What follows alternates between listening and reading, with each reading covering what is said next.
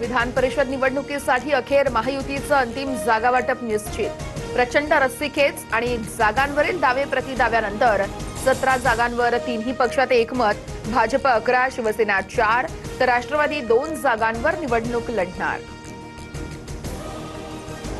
सरकारने मागण्या मान्य केल्यानंतर मनोज जरांगेंचं उपोषण अखेर मागे।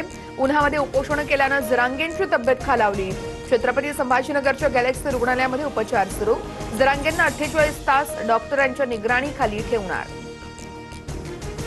शिंदे समितीला 1 वर्षाची मुदत देण्याचं आश्वासन। सातारा संस्थानच्या गॅझेटचा GR लवकर काढा, जरांगेंची शिष्टमंडळाकडे मागणी।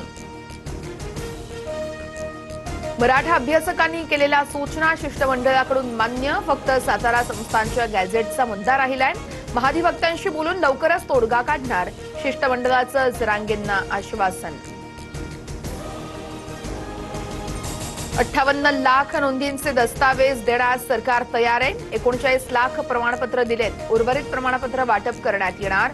प्रमाणपत्र न दिल्यास अधिकाऱ्यांवर कारवाई करा, जरांगेंची मागणी। मराठा आंदोलनामध्ये बलिदान गेलेल्या मृतांच्या वारसांना महावितरणमध्ये नोकरी। MIDCनं देखील नियुक्तीसाठी ठराव केलाय। मंत्री विखे पाटील यांची माहिती।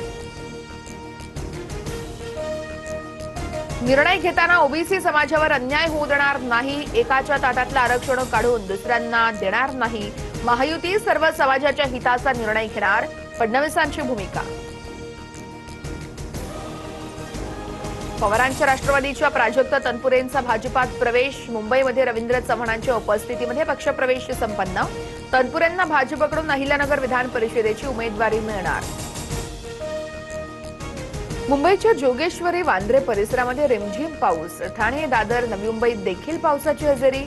अचानक आलेल्या पावसामुळे नागरिकांची मात्र तारांबळ। उकाड्यातून काहीसा दिलासा। मध्य रेल्वेची वाहतूक विस्कळीत। वाहतूक 20 मिनिटं उशिरानं। कामावर जाणाऱ्या प्रवाशांचे हाल। जीव धोक्यात घालून प्रवाशांचा रुळावरून प्रवास। IPLच्या अंतिम सामन्यामध्ये आज बंगळुरू आणि गुजरात भिडणार। गुजरातच्या नरेंद्र मोदी स्टेडियमवरती महामुकाबला होणार।